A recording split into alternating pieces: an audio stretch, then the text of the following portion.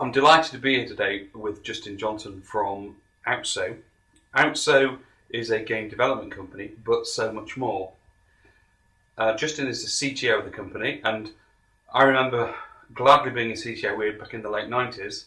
But over to Justin to ask the first question, which is, I said you're a game development company, but you're so much more, aren't you? Yes, we're so much more than what I would call a traditional game developer, and that we really focused on the emerging sort of social sort of landscape and what the effect that's having on sort of modern game design and modern game implementation. When you started in Nottingham, how many years ago is it now? 2005 is when we formed it Outso. And you had, was it 3 employees or three founders, wasn't it? That's right, 3 founders.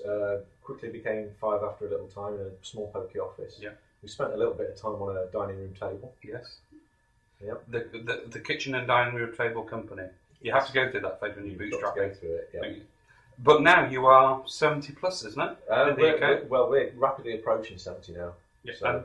And this is all because of the gaming platform that Sony opened up recently over the last 5 years, isn't it? Yes, so predominantly we've produced content, both games and sort of virtual merchandise for avatars for Sony PlayStation 3 Home, which is a virtual world on that platform. And I forgot to say you were award-winning, didn't I? You won an award recently, didn't you? Yes, we did win an award, an Alpha Zone 4 award, and I think that the best thing about that award is that it was an award that was voted by the actual consumers, the clients, the people who really sort of matter. So that was a big one for us. So you have a core game. What is the core game that you can run? Well, we do a number of different sort of games. So, for example, under the main Outso banner, we do a lot of contract work for sort of bigger name companies like Ubisoft, Konami, that sort of thing. Yes. Lockwood publishes a lot of its own clothing content for avatars, but also mini games and so on.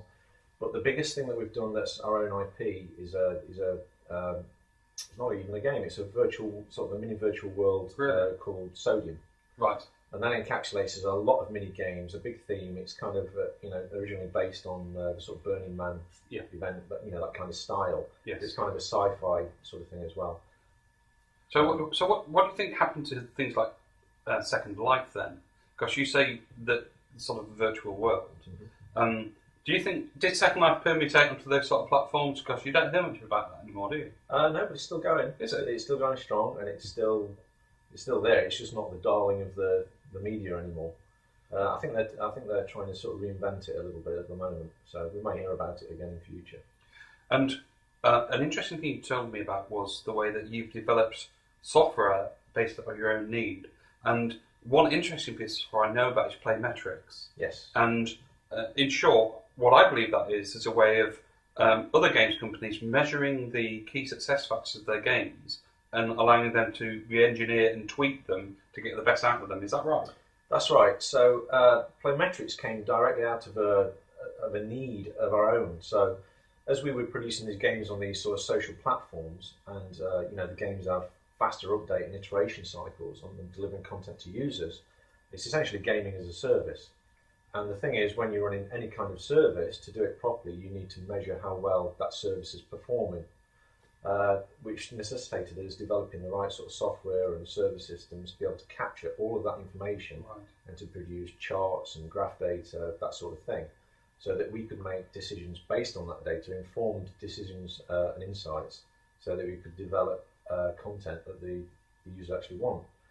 And after a while of using it for ourselves and actually thinking with horror what would happen if we didn't have it, we thought actually this is a bona fide business opportunity in its own right to offer this service to other developers. Yes. Which is what we're currently doing. And how's that going? It's going really well. We're still in an early adoption sort of beta stage at the moment.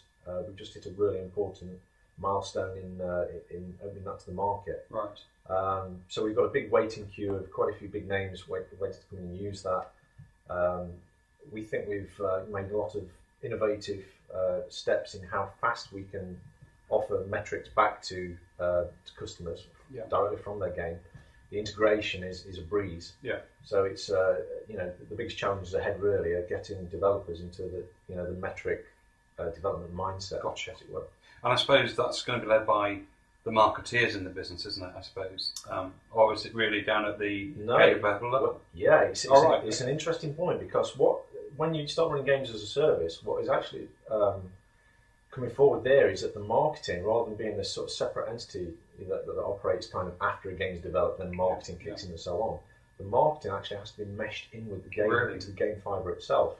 Right. So the game, sort of modern casual games or social games have sort of viral features where they reach out to other users that are in your friend network, yes, that kind of thing, and that's essentially a live marketing. So no longer is marketing a separate issue to the game design. It's got to be taken into account right from the set, and the developer, the actual programmers and so on, often kicking and screaming at this point in the gaming industries, because it's something that was the evil marketing or sales layer at the back end has now come right forward into where they are. So it's integral now.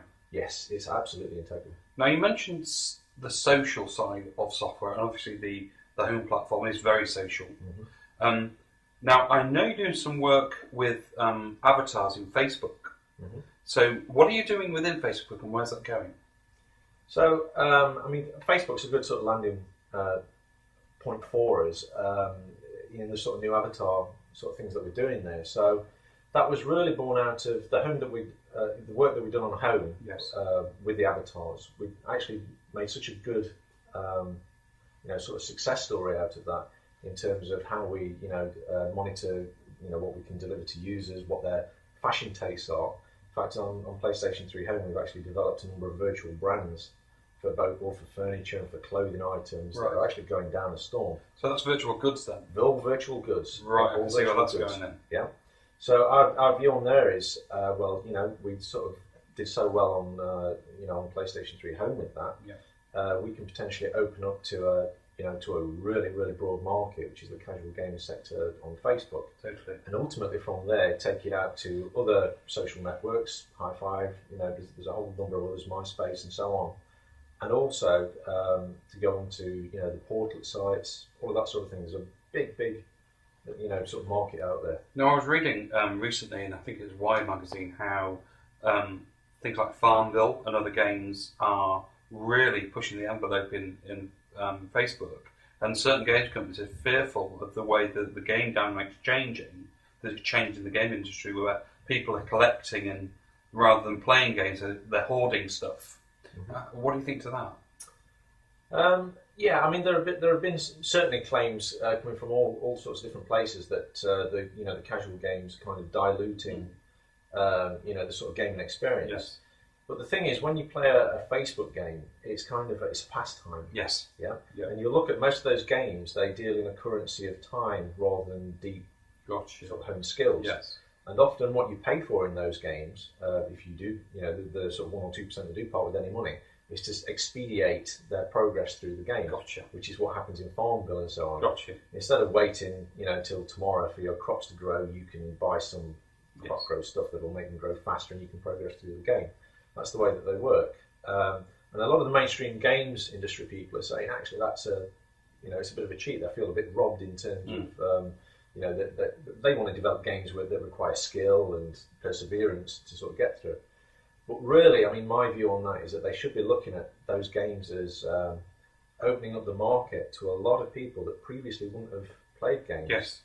But are now, at least they're coming in a soft sort of way, and that I think it'll just have positive benefits down the road. I think it's almost like convenience gaming, isn't it? When you've got 5 minutes, you go and top up your Farmville, rather than spending 6 hours playing every single level like my boy does on World of Warcraft or something else. That's right. It's whenever you want to do it, any time on the bus or that's it. moment. And you've got to think.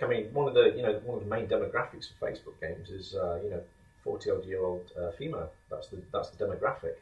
And a lot of the time, people are going on Facebook. They're checking up on the Let's Gossip with Friends. They're looking at photos that people have posted. They're looking for status updates, that sort of thing.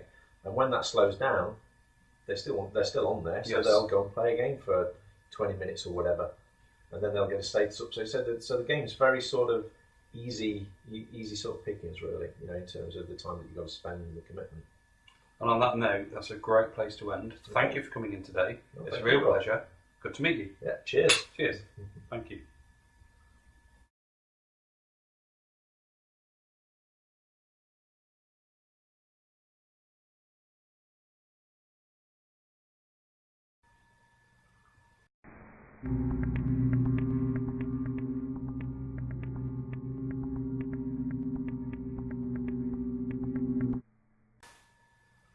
Yeah. It didn't tell me to do that.